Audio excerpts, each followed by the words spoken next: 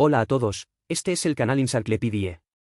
El libro explicado en este episodio se llama El mundo en venta, dinero, poder y los comerciantes que intercambian los recursos de la tierra. El libro explica el impacto del comercio de petróleo y otras materias primas en la economía, y nos dice que el dinero y el poder están estrechamente relacionados. Cómo los comerciantes de materias primas influyen en la política a través de la economía en el mundo. Entonces, ¿cómo se gana dinero con el comercio de materias primas y cuáles son las formas de ganar dinero? ¿Cómo ganamos dinero con el comercio de materias primas? ¿Cuál es la relación entre las mercancías y la política? Después de ver este vídeo, podrás encontrar la respuesta. A primera vista, parece que está muy lejos de la gente común, pero en realidad no lo es. El comercio de materias primas está estrechamente relacionado con la vida de todos. Por ejemplo, la mayoría de la gente piensa que llenar el coche con gasolina, comprar un móvil, pedir comida rápida, etc. es una cuestión de esfuerzo.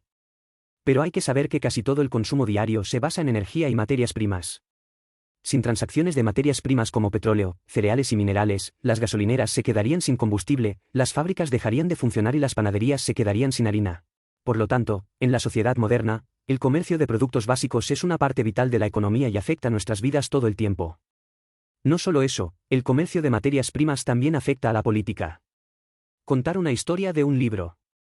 En 2011, la inestabilidad política en Libia desencadenó una guerra civil y las fuerzas opuestas al gobierno de Gaddafi establecieron un régimen armado. Una dificultad que enfrentan estas fuerzas antigubernamentales es la falta de combustible para sus tanques y vehículos, lo que afecta seriamente su efectividad en el combate. En ese momento, no fue ninguna organización internacional ni ningún país soberano quien resolvió sus dificultades, sino un comerciante de materias primas llamado Vitol. No solo les entrega gasolina, diésel y otros combustibles, sino que también está dispuesto a concederles préstamos. Les entregó suministros por valor de más de $1.000 millones, cambiando rápidamente el rumbo de la guerra. Las fuerzas rebeldes se hicieron cada vez más fuertes y sus territorios se expandieron, hasta derrocar finalmente el régimen de mano dura de 42 años de Gaddafi. En cierto sentido, Vitol ha remodelado la situación política en Libia y reescrito la historia de Medio Oriente. Hay muchas más historias de este tipo. Por ejemplo, en 1972, los funcionarios soviéticos fueron a los Estados Unidos para comprar una gran cantidad de cereales, lo que elevó significativamente el precio de los productos agrícolas, causando preocupación en la sociedad estadounidense y fue llamado un golpe de Estado. Desde la década de 1970 hasta en la década de 1990, Sudáfrica fue objeto de sanciones económicas por parte de la comunidad internacional debido a la implementación del sistema de apartheid. Desde 2014, Rusia ha estado sujeta a sanciones occidentales por su anexión de Crimea, y algunos comerciantes se han endeudado y la compra de petróleo le ayudó a superar las dificultades, recibió medallas de Putin, etc. Hay descripciones maravillosas en el libro. Estas historias nos recuerdan que las materias primas, como recurso estratégico global, otorgan a los comerciantes un estatus único. Su influencia no solo se refleja en la economía, sino que también va acompañada de una enorme energía política, para comprender la interacción del dinero y el poder en el mundo moderno. El comercio de materias primas es una ventana excelente. Sin embargo, en una industria tan importante, hay muchas historias internas desconocidas. Especialmente la relación entre este y el poder político no solo la carece la gente común, sino también los medios de comunicación y las agencias reguladoras. Los autores de este libro, Javier Bras y Jack Felchi, son periodistas y escritores financieros que han informado durante mucho tiempo sobre los recursos minerales. Para descubrir la historia interna del comercio de materias primas, pasaron 20 años entrevistando a más de 100 ejecutivos de la industria. Dominó una gran cantidad de información privilegiada y la combinó con observaciones e investigaciones a largo plazo de esta industria para completar este trabajo. Después de su publicación, este libro fue nombrado Libro del Año 2021 por el Financial Times y The Economist. Seleccionado en la lista anual de libros de negocios de McKinsey de 2021 y tiene una muy buena reputación. A continuación, el libro se interpreta en dos partes. La primera parte es mirar el comercio de materias primas desde la perspectiva del dinero, para ver cómo la gente en esta industria gana dinero, y cómo ganan mucho dinero. La segunda parte es mirar el comercio de materias primas desde la perspectiva del poder, para ver cómo el comercio de materias primas afecta a la política y cómo la política afecta el destino de estos comerciantes. Porque la mayor parte de este libro se centra en la materia prima del petróleo. Por lo tanto, en la siguiente interpretación, también utilizaremos el petróleo como pista para ingresar al mundo del comercio de materias primas. Primera parte. ¿Cómo se gana dinero con el comercio de materias primas y en qué se diferencia de las materias primas ordinarias? Tanto las mercancías como las mercancías generan dinero trasladando bienes de lugares de abundancia a lugares de escasez. Por ejemplo, Oriente Medio es rico en petróleo, pero Sudáfrica tiene escasez de petróleo. Los intermediarios compran petróleo de Oriente Medio y lo envían a Sudáfrica para su venta, de modo que puedan comprarlo a bajo precio y venderlo a alto precio. Esto no es diferente de cuando vemos a comerciantes de segunda mano en la calle vendiendo al por mayor frutas de los mercados de agricultores y luego llevándolas al centro de la ciudad para venderlas a un precio más alto. Todos ellos crean valor y obtienen ganancias resolviendo la contradicción entre la oferta y la oferta. Y demanda. Aunque el comercio de productos básicos es tan antiguo como el comercio mismo, antes de la Segunda Guerra Mundial solo podía considerarse como un pequeño negocio. Después de la Segunda Guerra Mundial, las transacciones de productos básicos globalizadas y a gran escala comenzaron a ocurrir con frecuencia. Este libro se centra en los representantes que han dominado el comercio mundial de productos básicos desde la Segunda Guerra Mundial, incluidos Glencore, Vitol, Mark Ritchie, etc. No producen ni consumen recursos naturales, sino que compran, venden y transportan productos básicos por todo el mundo. Por un lado, ganan mucho dinero y, por otro, también optimizan objetivamente la asignación de recursos en el mundo. Por ejemplo, el libro menciona que después de la Segunda Guerra Mundial, Oriente y Occidente cayeron en la Guerra Fría y formaron oposición política. Algunos intermediarios que se atrevieron a entrar vieron oportunidades de negocio, compraron petróleo y materias primas metálicas de la Unión Soviética y del Este. Europa y los vendió a Occidente, y compró productos agrícolas de los Estados Unidos y los vendió a la Unión Soviética. Europa del Este no solo ganó dinero para sí misma, sino que también ajustó el excedente y la escasez de bienes en los dos mundos. Por poner otro ejemplo, después de que China se uniera a la OMC en 2001, se convirtió en la fábrica del mundo gracias al comercio internacional. Por un lado, importó una gran cantidad de energía y materias primas y, por otro, exportó una gran cantidad de bienes. Como resultado, los precios de productos básicos como el petróleo, el carbón y el acero aumentaron, lo que ha permitido a muchos países exportadores de recursos obtener enormes ganancias y también ha contribuido a su propio crecimiento económico e incluso al mundial. En este proceso, los comerciantes de materias primas desempeñan un papel en la optimización de la asignación de recursos y la mejora de la eficiencia económica, lo que no difiere del comercio de materias primas ordinario. Pero a juzgar por otros factores, el comercio de materias primas también tiene características especiales. Los llamados productos a granel generalmente incluyen materias primas energéticas como petróleo, metales y cereales, y se caracterizan por un alto grado de estandarización, fácil almacenamiento y transporte, un gran volumen de transacciones individuales y un impacto significativo en la economía nacional. Por lo tanto, en comparación con las materias primas ordinarias, el comercio de materias primas tiene algunas características adicionales, que resuman financieras, especulativas y volátiles, que también afectarán su forma de ganar dinero. Para ilustrar las características del comercio de materias primas, veamos un caso del libro. En 2020, un desastre repentino arrasó el mundo, la epidemia del nuevo coronavirus. Para controlar la epidemia, varios países adoptaron políticas de bloqueo, cerraron una gran cantidad de instalaciones económicas y pidieron a la gente que no saliera, lo que paralizó muchas industrias, especialmente la industria del turismo. La demanda mundial de petróleo cayó un 30% debido a que los aviones quedaron en tierra, las fábricas cerraron y las ciudades quedaron desiertas. Lo que siguió fue un colapso de los precios del petróleo, que cayeron de $60 por barril a menos de $20, e incluso llegaron a ser negativos. Esto significa que parte del petróleo extraído no tiene mercado ni lugar para almacenarlo, y no puede ser vertido casualmente, por lo que tenemos que pagar a la gente para que se lo lleve.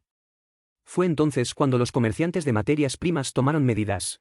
Por ejemplo, Glencore, el mayor comerciante del mundo, comenzó a organizar esfuerzos para comprar petróleo a compañías petroleras que estaban en problemas. Compran a unos $10 el barril y venden a un precio más alto en el mercado de futuros. Por supuesto, el petróleo adquirido en ese momento debe almacenarse primero, por lo que alquilaron muchos petroleros, incluido el petrolero más grande del mundo, Europa, cuya cubierta es más alta que la Torre Eiffel y puede almacenar 3,2 millones de barriles de petróleo. En aquella época muchos comerciantes hacían esto, por lo que flotaban en el mar numerosos camiones cisterna llenos de petróleo. En estos grandes almacenes móviles, junto con otras instalaciones, se almacenaban en total unos 1.000 millones de barriles de petróleo. Luego, a medida que la epidemia disminuye y la economía se recupera, la demanda y los precios del petróleo comienzan a recuperarse. Glencore compró petróleo por $10 y lo vendió por 3 veces esa cantidad unos meses después.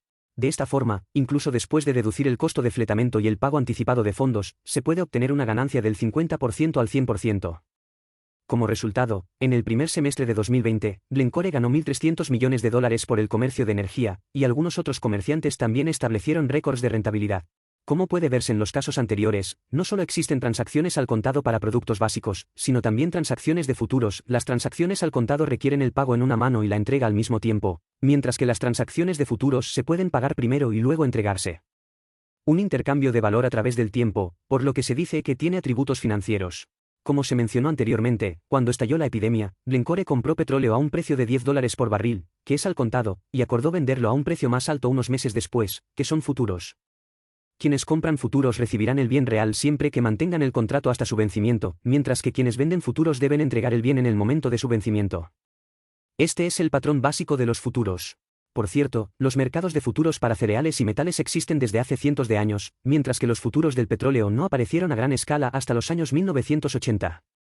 La intención original de este tipo de transacción es reducir los riesgos tanto del lado de la oferta como de la demanda. Por ejemplo, un agricultor no sabe cuál será el precio de los cereales el año próximo. Para evitar las pérdidas causadas por la caída de los precios, puede vender futuros de cereales para determinar sus ingresos futuros. Una aerolínea no sabe cuál será el precio del combustible. Será como el próximo año. Para evitar pérdidas, si el aumento de los precios del petróleo tiene un impacto en las operaciones, puede comprar futuros de petróleo para determinar los costos del combustible, etc. Esta es la funcionalidad inicial de los futuros. Sin embargo, a medida que el mercado evoluciona, los métodos de negociación de futuros se vuelven cada vez más complejos. Las personas que poseen futuros sobre materias primas no tienen que esperar a que expire el contrato para cobrar la materia prima real, sino que pueden vender futuros en el mercado financiero en cualquier momento para obtener fondos. Las personas involucradas en el comercio de futuros no son solo los lados de la oferta y la demanda de recursos e intermediarios, sino varias instituciones o individuos que esperan beneficiarse de la transacción, incluidos bancos de inversión, fondos de gestión patrimonial, especuladores profesionales, etc. Estos participantes no están interesados en materias primas reales y solo quieren comprar y vender futuros en función de las fluctuaciones de precios para ganar la diferencia. En ese momento, el comercio de materias primas se volvió obviamente financiero y especulativo. Según este libro, el surgimiento de los futuros del petróleo y la financiarización del mercado del petróleo en la década de 1980 fue un hito en el desarrollo del comercio de materias primas. No solo cambia la ecología de la industria, brindando a los comerciantes más fuentes de fondos y formas de ganar dinero, sino que también produce un grupo de talentos senior que son entidades y entienden las finanzas, y pueden aprovechar más oportunidades y ganancias en el nuevo formato de negocios. La más típica es la historia de Andy Hall. Andy Hall era el jefe de comercio de petróleo de Phillips Brothers, un comerciante de materias primas en ese momento, y sabía juzgar las tendencias del mercado analizando diversos factores políticos y económicos. En comparación con otros comerciantes, tiene una ventaja única, también puede comprender directamente las condiciones del mercado a través de sus refinerías subordinadas. A principios de 1990, sintetizó información de todos los aspectos y consideró que el mercado del petróleo tenía un exceso de oferta y los precios estaban bajos. Luego, vio que el precio de los futuros del petróleo 6 meses después era más alto que el del mercado al contado, por lo que compró una gran cantidad de petróleo al contado y vendió futuros al mismo tiempo, asegurando una ola de ganancias. Como los futuros se pagan primero y luego se entregan, su precio es más alto que el del contado. Siempre que compre el contado y venda los futuros, obtendrá ganancias. El método que utilizó fue similar al mencionado anteriormente, que consistía en alquilar más de una docena de grandes petroleros y almacenar decenas de millones de barriles de petróleo. Inesperadamente, después de junio de 1990, la relación entre Irak y Kuwait se volvió repentinamente tensa y Saddam amenazó públicamente con atacar Kuwait. Andy Hall consideró que el riesgo de guerra era extremadamente alto. Así que tomó una decisión audaz y redimió algunos de los futuros sobre petróleo que había vendido. En otras palabras, cree que los precios del petróleo están a punto de subir bruscamente y no gana lo suficiente vendiendo al precio de futuros original. Quiere ganar más. Pero de esta manera, el petróleo que almacenó en el petrolero perdió la protección de los precios de futuros y sufriría grandes pérdidas si los precios cayeran en el futuro. El juicio de Hall resultó ser correcto. Poco después, Irak invadió Kuwait, estalló la Guerra del Golfo, se redujo la producción de petróleo en Medio Oriente y los precios mundiales del petróleo se dispararon. La apuesta de Hall dio buenos resultados. El costo del petróleo que almacenó en el camión cisterna era de $20 por barril. Después de que estalló la guerra, el precio del petróleo subió a $40 y la ganancia en papel fue del 100%. Pero en realidad ganó más porque canjeó parte de los futuros por adelantado y el precio de esta parte del petróleo era más alto que el precio acordado para los futuros. Y después de que esta parte del petróleo se convierta en efectivo, se podrán canjear y vender más futuros a un precio más alto. Como resultado, Hall obtuvo una ganancia de entre 600 y 800 millones de dólares en tan solo unas pocas semanas.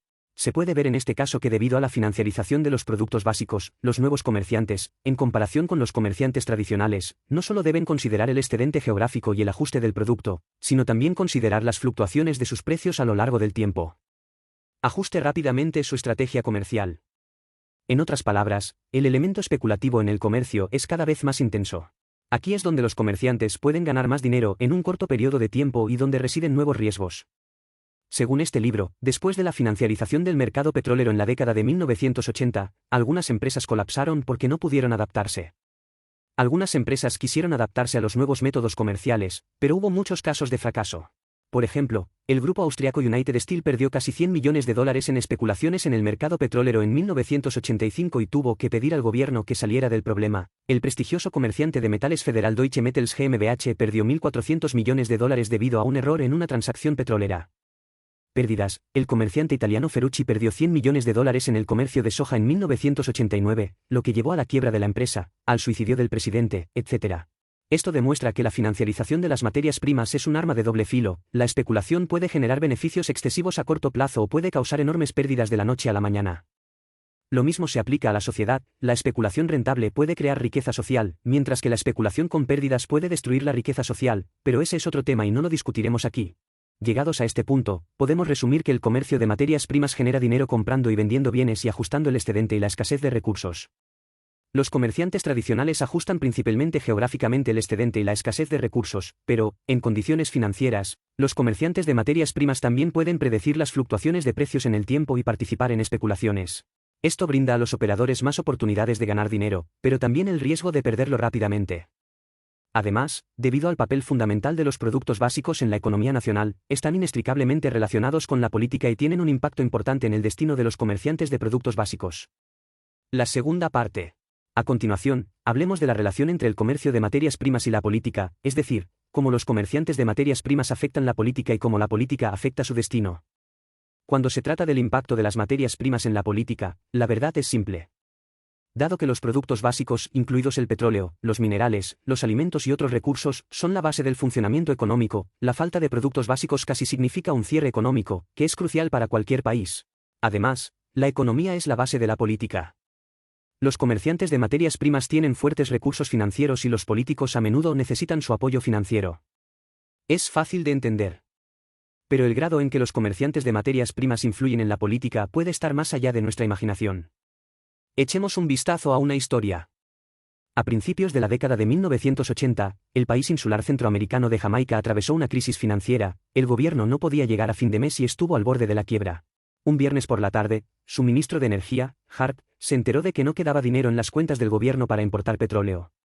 En las refinerías solo queda petróleo para 2 días, después de los cuales todo el país correrá peligro de quedarse sin petróleo. Desesperado, Hart no tuvo más remedio que buscar ayuda del gerente de una empresa comercial internacional, pero le dijeron que no podía hacer nada. Lo único que podía hacer era darle el número de teléfono particular de su jefe, Mark Rich. Ritchie vivía en Suiza y Hart nunca había tenido ningún trato con él, por lo que no tuvo más remedio que intentarlo y llamó al teléfono de la casa de Ritchie a las 2 de la madrugada para pedirle ayuda. Ritchie no parecía feliz de que lo despertaran de su sueño y no dijo mucho, pero a los pocos minutos de la llamada, decidió echar una mano y resolver el problema de inmediato. Luego, según el acuerdo de Ritchie, un barco de petróleo crudo venezolano originalmente destinado a la costa este de Estados Unidos cambió su ruta y navegó hacia Jamaica. Al día siguiente, menos de 24 horas antes de que Jamaica se quedara sin petróleo, el petrolero descargó 300.000 barriles de petróleo, aliviando las necesidades inmediatas de Jamaica y evitando posibles disturbios. Por supuesto, el gobierno jamaicano no olvidará la ayuda de Rich en tiempos de crisis. En las décadas siguientes, Jamaica, como uno de los mayores productores de bauxita y alúmina del mundo, se convirtió en una fuente de ingresos para Rich Company, y Rich Company también se convirtió en el socio financiero más importante de Jamaica en el comercio internacional. La historia ilustra la importancia de los comerciantes de materias primas no solo para movilizar recursos sino también para influir en la política. Hay muchas historias de este tipo, como su infiltración detrás de la Guerra Fría entre la Unión Soviética y los Estados Unidos, su participación en el juego entre Rusia y Occidente, su paso por la Guerra Civil Libia, su participación en los invitados del líder cubano, etc. Pero lo interesante es que la influencia de los comerciantes de materias primas en la política no es el resultado de una búsqueda deliberada, sino que ocurre de forma natural. Para la mayoría de los comerciantes, lo que buscan es obtener ganancias más que influencia política. Estas personas hacen negocios sin tener en cuenta ideología ni postura política, e incluso tiran por la ventana los juicios morales. Tratan tanto con gobiernos de izquierda como de derecha, independientemente de si la otra parte cree en el socialismo o el capitalismo, siempre que puedan ganar dinero. Por ejemplo, la desintegración de la Unión Soviética en 1991 fue un hito en el comercio de materias primas. Cambió el panorama político global y el mapa económico, obligando a los países que originalmente dependían de la Unión Soviética a reasignar recursos, generando oportunidades para el comercio de materias primas y atrayendo a muchos comerciantes a buscar oro. Estos comerciantes persiguen dinero, pero se vuelven parte de la política de manera invisible, como ayudar a los países socialistas a llevar a cabo reformas, convertirse en socios cercanos de los líderes políticos, etc. La historia más típica aquí es la de Vitol en Cuba. Ya sabes, Cuba fue el puesto de avanzada soviético contra Estados Unidos durante la Guerra Fría y dependía económicamente de la Unión Soviética. Después de la desintegración de la Unión Soviética, la economía cubana entró en problemas, con escasez de diversos materiales y la vida de la gente en la pobreza. Las autoridades cubanas no tuvieron más remedio que buscar la cooperación con los comerciantes internacionales de productos básicos. Al principio, intercambiaron el principal recurso de Cuba, el azúcar, por suministros, pero esto estuvo lejos de satisfacer las necesidades de importación. A mediados de los años 1990, Cuba quería desarrollar el turismo y aumentar el consumo atrayendo inversión extranjera, divisas para importaciones. Pero atraer inversión extranjera no es fácil debido al sistema político de Cuba y su tensa relación con Estados Unidos. El líder cubano Castro se presentó personalmente para invitar a los comerciantes de materias primas a invertir en Cuba, les envió aviones privados para que los llevaran a buscar lugares adecuados para las inversiones y también estableció relaciones estrechas con algunos comerciantes, como el ya mencionado Taylor, director general de Vitol. Se convirtió en un invitado frecuente en las cenas de Castro, bebiendo y charlando en su residencia hasta altas horas de la noche. Al final, Vitol decidió invertir $100 millones para construir 6 hoteles en Cuba, entre ellos el Hotel Central Park, inaugurado en 1994 e inaugurado en 1999, fue el primer hotel 5 estrellas de Cuba y se convirtió en un símbolo de la reforma cubana. Apertura y desarrollo del turismo. La inversión de Vitol en la construcción de hoteles en Cuba no es, por supuesto, solo desde una perspectiva financiera, sino también para mantener buenas relaciones con el gobierno cubano para mantener su negocio de productos básicos. Pero en cualquier caso, el enfoque de Vitol refleja que en un mundo cambiante, los comerciantes de materias primas no limitarán sus negocios debido a sistemas políticos e ideologías. Mientras haya ganancias, seguirán adelante y lo intentarán con valentía. En este proceso, han tenido un impacto extraordinario en la política, al igual que la inversión de Vitol en Cuba, que en cierta medida ayudó a la reforma y apertura de Cuba y mantuvo su sistema social. En resumen, la intención original del comercio de materias primas no es la política, sino el beneficio. Pero aún así, tienen implicaciones políticas. En un mundo donde las materias primas están vinculadas al dinero y al poder, los comerciantes tienen el poder de cambiar el curso de la historia. Pero esto no significa que los comerciantes de materias primas estén por encima de la política. Una vez que crucen ciertas fronteras, también se convertirán en víctimas de la política. Hablando de eso, nos gustaría centrarnos en una persona, el mencionado Mark Rich, que ayudó al gobierno de Jamaica a resolver sus problemas. Originalmente era comerciante en Philip Brothers y, debido a su inteligencia, capacidad y excelente desempeño, creó su propio negocio en 1974. 3 años más tarde, sus ganancias excedieron las de su empleador original. Desde la década de 1970 hasta la de 1990, su empresa se convirtió en el gigante más grande y poderoso de la industria del comercio de materias primas, y era conocido como el «padrino del petróleo». Sin embargo, una persona tan capaz, astuta y capaz que puede cambiarlo todo ha sufrido un gran fracaso en la industria del comercio a granel. Corría el año 1979, cuando se produjo un golpe de Estado en Irán.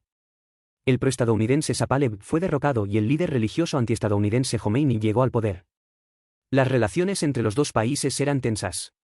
Poco después, un grupo de militantes atacó la embajada de Estados Unidos en Irán, secuestró a decenas de diplomáticos estadounidenses y los mantuvo como rehenes.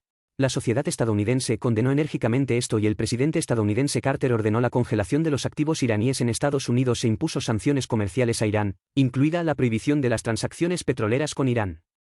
Para entonces, la mayoría de las empresas habían dejado de hacer negocios con Irán, pero Rich no dio marcha atrás. Él cree que tuvo éxito en parte al tomar riesgos y eludir las prohibiciones políticas en lugar de seguirlas. Por ejemplo, antes de esto, Sudáfrica fue sancionada por las Naciones Unidas y le prohibió la venta de petróleo debido a su implementación del apartheid y su supresión del movimiento de derechos civiles. Pero a Rich no le importó esto, compró silenciosamente petróleo de Irán a través de medios encubiertos y lo vendió a Sudáfrica con una diferencia de precio de más del 100%, ganando mucho dinero con ello. Es más, Irán es su fuente de petróleo más importante y no está dispuesto a desperdiciar esta fuente de ingresos a la ligera. Así, en 1980, cuando otra empresa quiso comprar petróleo de Irán a través de él, aceptó sin dudarlo. Pero desafortunadamente, el gobierno estadounidense pronto descubrió que Rich había cometido el crimen y compró más de $50 millones estadounidenses a Irán, por un total de más de 1,6 millones de barriles de petróleo crudo. Esto no solo enfureció al gobierno de Estados Unidos, sino que también fue condenado por la sociedad estadounidense. En 1983, Rich fue acusado formalmente por un gran jurado y se enfrentaba a una pena de prisión. Huyó rápidamente de Estados Unidos y fue catalogado como uno de los 10 criminales más buscados por el FBI, tuvo que renunciar a su ciudadanía estadounidense y a partir de entonces solo se atrevió a viajar a unos pocos países. Aunque esto no puso fin a la carrera de Rich, y Rich recibió una amnistía del gobierno de Estados Unidos 20 años después, se puede decir que cambió la trayectoria de su vida y se convirtió en una de las lecciones más dolorosas en la historia del comercio de materias primas. En nuestra opinión, La historia de Rich plantea una pregunta para el comercio de materias primas: ¿cómo ganar dinero en un entorno político volátil evitando al mismo tiempo el daño del poder político? Si la lección de Rich es acerca de ser demasiado engreído y descuidado, entonces otro comerciante famoso, Taylor, es un maestro que puede moverse entre la política y los negocios con facilidad. Taylor es el líder de Vitol y, como mencionamos anteriormente, ha invertido en la construcción de hoteles en Cuba y también entregó combustible a los rebeldes en la guerra civil de Libia.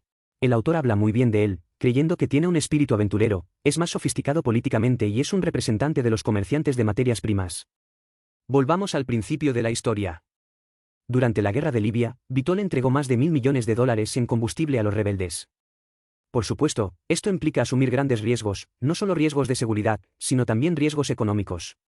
Como la guerra aún no ha terminado, la oposición libia solo puede comprar combustible a Vitol a crédito. Una vez que fracasen, estas cuentas de crédito se desperdiciarán. Pero Taylor no corría riesgos a ciegas. En primer lugar, sus acciones contaban con el apoyo de los poderosos gobiernos británico y estadounidense, que incluso le acompañaron en su vuelo a Libia. En segundo lugar, el gobierno libio tenía en aquel momento congelados miles de millones de dólares en bancos occidentales. Si la guerra terminara, sería malo para la cuenta de crédito de Vitol, de la que podría obtener una compensación. Esto es lo que menciona el libro: cuando Taylor recorría el mundo buscando oportunidades comerciales, se aseguraba de que sus acciones fueran reconocidas por las principales potencias occidentales. Esa es la diferencia entre Taylor y Rich. Si Rich se atreve a desafiar todos los tabúes políticos y deja de lado todas las reglas políticas en aras de las ganancias, entonces Taylor todavía tiene sentido de la proporción y conoce el resultado final. Sabe que algunos resultados políticos no se pueden tocar y debe seguirlos la población local en cuestiones importantes. Solo cuando el poder político dominante se mantenga constante podremos evitar ser atacados por el poder. Por supuesto, lo que todos tienen en común es que tienen una visión aguda, se atreven a correr riesgos, encuentran oportunidades en el desequilibrio del mundo y hacen todo lo posible para facilitar las transacciones. Probablemente esto sea lo que todos los empresarios exitosos tienen en común. De todos modos, este libro presenta la historia de los comerciantes mundiales de productos básicos desde la Segunda Guerra Mundial y considera la relación entre dinero y poder al contar el impacto del comercio de productos básicos en el mundo. En la primera parte, cubrimos cómo ganar dinero operando con materias primas. En cierto sentido, no hay diferencia entre el comercio de materias primas y el comercio de materias primas ordinario, ambos ganan dinero transportando mercancías desde lugares de abundancia a lugares de escasez. Sin embargo, debido al alto grado de estandarización de los productos a granel, su fácil almacenamiento y transporte y su gran volumen de transacciones individuales, tienen algunas características en comparación con los productos ordinarios, a saber, financieras, especulativas y volátiles. En otras palabras, debido a que las materias primas se pueden negociar en futuros, los operadores no solo deben considerar el superávit geográfico y el ajuste de las materias primas, sino también considerar las fluctuaciones de los precios de las materias primas a lo largo del tiempo y ajustar las estrategias comerciales en función de las tendencias de los precios, como en el libro has presentado. Andy Hall redimió los futuros del petróleo que había vendido durante la guerra de Irak. Esto significa que las materias primas pueden utilizarse para la especulación, lo que puede generar ganancias extraordinarias en el corto plazo o enormes pérdidas de la noche a la mañana. Aquí es donde los comerciantes de materias primas pueden ganar más dinero y donde residen nuevos riesgos. En la segunda parte, analizamos la relación entre el comercio de materias primas y la política. Para la mayoría de los comerciantes, lo que persiguen es obtener ganancias, y todo está destinado a ganar dinero, independientemente de la ideología y la postura política, y la llamada izquierda y derecha no son un problema para ellos. Pero como los productos básicos son la base del funcionamiento económico y los políticos necesitan el apoyo financiero de los comerciantes, tienen influencia política, a veces, incluso pueden cambiar los sistemas sociales y los procesos históricos. Por ejemplo, Vitol ayudó a la oposición en la guerra civil de Libia. Derrocó al régimen de Gaddafi. Pero, por otro lado, la política también puede influir en la suerte de los comerciantes de materias primas. ¿Cómo evitan el daño del poder político en un entorno político cambiante? Las historias que se cuentan en el libro nos dicen que si un comerciante es demasiado engreído, se atreve a desafiar todos los tabúes políticos y deja de lado todas las reglas políticas, es probable que se convierta en una víctima de la política. Por el contrario, solo puede permanecer despierto lo suficiente y comprender la propiedad política, y la conclusión es que solo siendo coherentes con el poder político dominante en los temas importantes podemos reducir la posibilidad de ser perjudicados por la política. Significa, es difícil para las personas que cumplen las reglas ganar mucho dinero, pero las personas que no las cumplen pueden terminar fácilmente en un callejón sin salida. Esto no es solo una advertencia para los empresarios, sino también una lección para la gente corriente. Una última cosa que añadir. Aunque las materias primas incluyen no solo el petróleo, sino también los minerales y los cereales, el autor cree que desde la Segunda Guerra Mundial el petróleo ha sido el protagonista en el escenario del comercio de materias primas, por lo que también es el tema central de este libro. Este es el final de este programa. ¿Cuáles son sus diferentes opiniones al respecto? Bienvenido a dejar un mensaje para discutir con todos. Oye, si te gusta nuestro canal, suscríbete. Jaja, recuerda que te gusta.